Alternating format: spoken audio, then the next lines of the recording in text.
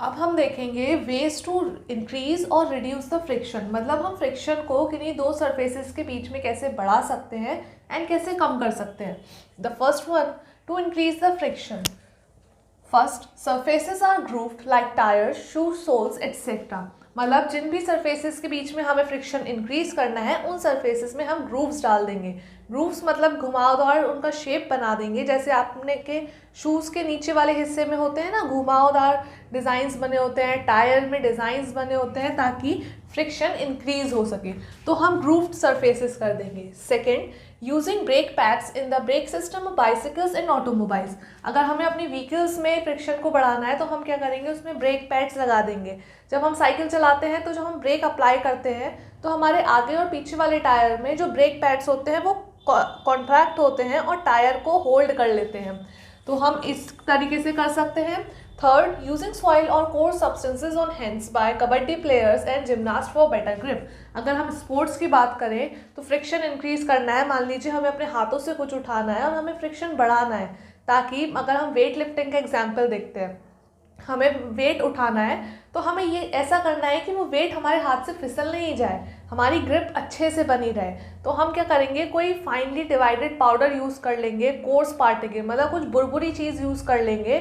Sand use करते हैं kabaddi players और कोर्स पार्टिकल्स यूज़ करते हैं जिमनास्ट और जितने भी स्पोर्ट प्लेयर्स होते हैं। ये हो गए इंक्रीज द फ्रिक्शन, मतलब ऐसे तरीके जिससे हम फ्रिक्शन को बढ़ा सकते हैं। अब आते हैं टू डिक्रीज द फ्रिक्शन, ऐसे तरीके जिनकी मदद से हम फ्रिक्शन को कम कर सकते हैं। अब हमें फ्रिक्शन को कम क्यों करना है, मान लीजिए कोई मशीन है उसमें फ्रिक्शन फोर्स बहुत ज़्यादा है, अब इसकी वजह से क्या हो रहा है, आपकी हम जो भी हीट दे रहे हैं वो उसका लॉस हो रहा है, एनर्जी का लॉस हो रहा है, हमारे मशीन पार्ट जल्दी जल्दी ख़राब हो रहे हैं। क्यों?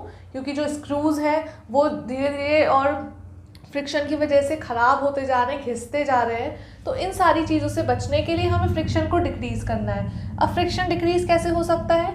First, using lubricants like oil, grease, graphite between the moving parts of a machine. By doing so, interlocking of irregularities is avoided and movement become smooth.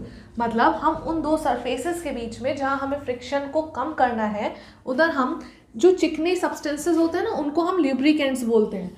तो जैसे कि ऑयल हो गया, ग्रीस हो गया, ग्रेफाइट हो गया, ग्रेफाइट कार्बन का कंपाउंड है जो चिकना होता है। तो इन सारी चीज़ों को हम उन सरफेसेस के, मान लीजिए ये सरफेस 1 है और ये सरफेस 2 है, तो हम यहाँ पर उन सरफेसेस उन ल्यूब्रिकेंट्स को भर देंगे। इससे क्या होगा, जो इंटरलॉकिंग होती है उनके बीच में एक लेयर बन जाएगी और वो इंटरलॉक जो है वो इतनी मजबूत से नहीं हो पाएंगे और फ्रिक्शन लगेगा कम। तो पहला हम लुब्रिकेंट्स यूज़ कर सकते हैं। और second, an air cushion between the moving parts is use to reduce the friction. मतलब हमने जिन दो पार्ट्स के बीच में फ्रिक्शन को कम करना है वहाँ पर एयर करंट छोड़ देंगे, मतलब उन दो सरफेसेस के बीच में हवा को एंटर कर देंगे, एयर को एंटर कर देंगे। तो जैसे कि मान लीजिए ये सरफेस 1 है और ये सरफेस 2 है, तो उनके बीच में ऐसी जो इरेगुलरिटीज़ हैं उनके बीच में हमने एयर करंट को फिल कर दिया। अब इससे क्या होगा, ये जो इरेगुलरिटीज़ हैं ये इंटरलॉक नहीं हो पाएंगी, जिसकी वजह से जो होल्डिंग कैपेसिटी है वो कम हो जाएगी और एज अ रिजल्ट फ्रिक्शन भी कम हो जाएगा। तो ये हमने देख लिए फ्रिक्शन को कम करने के तरीके और फ्रिक्शन को बढ़ाने के तरीके, दोनों अपनी अपनी जगह पर यूज़ होंगे। कि जब हमें फ्रिक्शन बढ़ाना है तो हम इनमें से कोई चीज़ यूज़ कर लेंगे, हमें फ्रिक्शन को कम करना है तो हम इनमें से कोई चीज़ यूज़ कर लेंगे।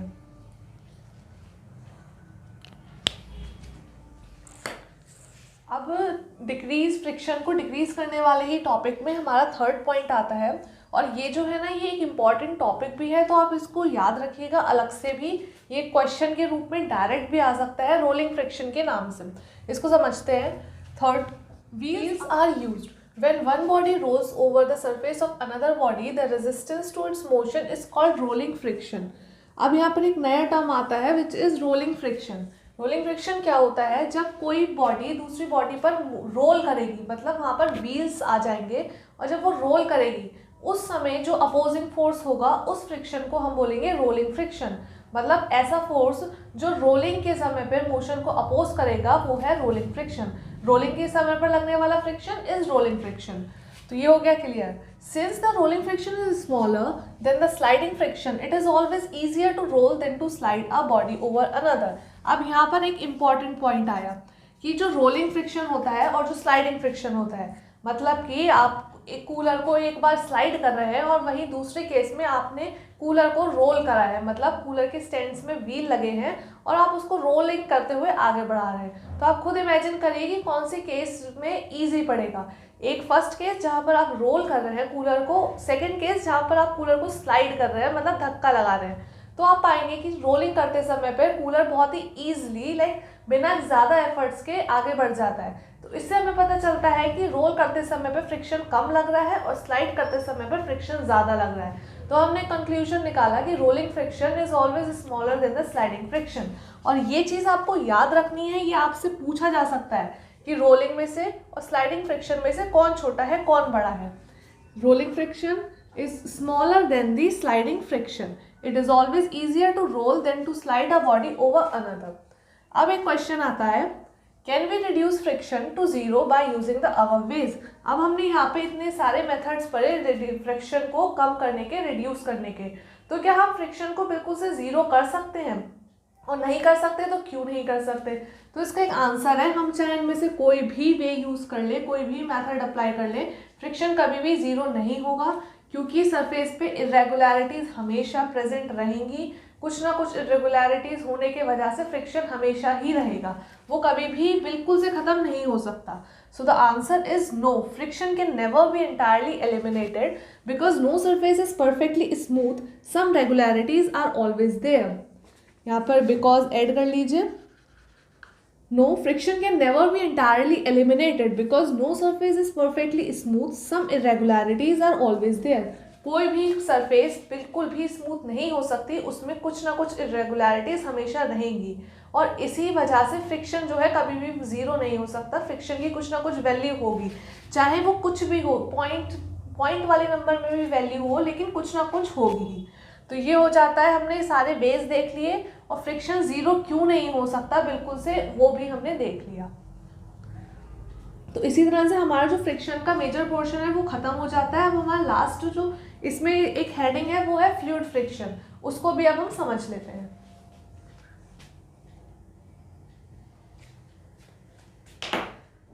अब आता है हमारा next topic which is fluid friction. Fluid friction में देखने से पहले हम समझेंगे फ्लूइड क्या होता है। फ्लूइड हमारे दिमाग में जो कॉमन एक धारणा बननी होती है, तो फ्लूइड हम लिक्विड्स के लिए ज़्यादा यूज़ करते हैं, जैसे कि वाटर हो गया, मिल्क हो गया, तो हम इन सारी चीज़ों को फ्लूइड कंसीडर करते हैं।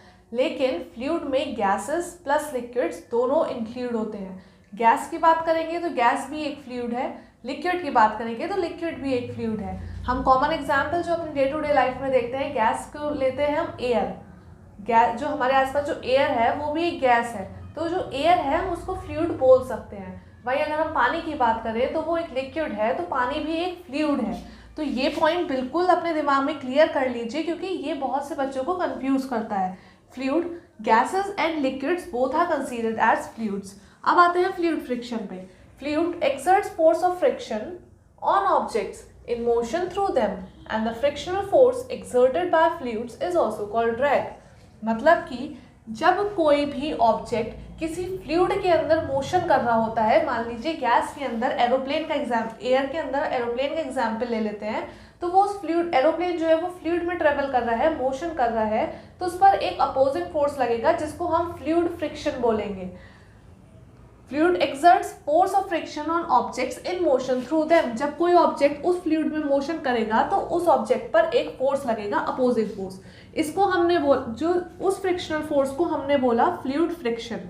अब and the frictional force exerted by fluids is also called drag, और इस फ्लूइड फ्रिक्शन को हम ड्रैग के नाम से भी बोलते हैं। किस नाम से? DRAG, drag. फिर आते हैं नेक्स्ट पॉइंट पे, the frictional force on an object in a fluid depends on. अब किसी फ्लूइड में कोई ऑब्जेक्ट जा रहा है, उस ऑब्जेक्ट पे लगने वाला फ्रिक्शनल फोर्स, वो ड्रैग किन बातों पर डिपेंड करता है ये देख लेते हैं। First, the speed of object with respect to fluid. जो ऑब्जेक्ट है वो उस फ्लूइड में कितनी स्पीड से जा रहा है, क्या वो हल्के हल्के चल रहा है, वो तेजी से चल रहा है, क्या स्पीड है, जैसी स्पीड उस हिसाब से फ्रिक्शनल फोर्स।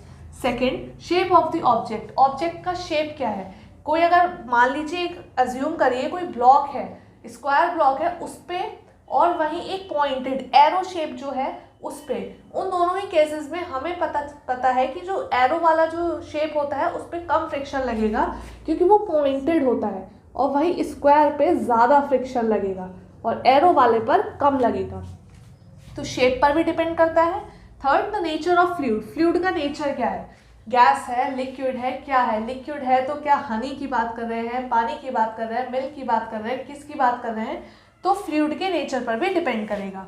अब एक पॉइंट आता है, in the process to overcome the fluid friction the object lose energy, therefore efforts are made to minimise the friction in the following वे।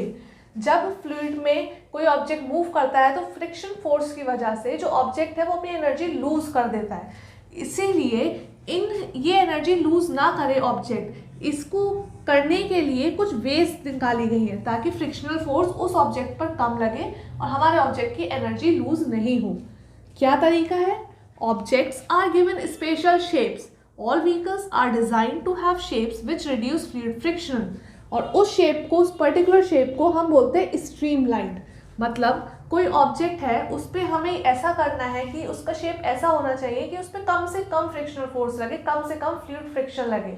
तो हमारे पास ऐसा करने के लिए एक सबसे आसान तरीका है कि उस ऑब्जेक्ट का शेप बदल दीजिए, और जो मैक्सिमम शेप्स जो है उनको हम बोलते हैं स्ट्रीमलाइन। स्ट्रीमलाइन मतलब ऐसे पॉइंटेड, इस शेप को हम स्ट्रीमलाइन बोल रहे हैं। एरोप्लेन को आप इमेजिन करिए, एरोप्लेन आगे से एरो की तरह होता है। बर्ड्स उड़ती हैं, बर्ड्स भी आगे की तरफ से पॉइंटेड होती हैं।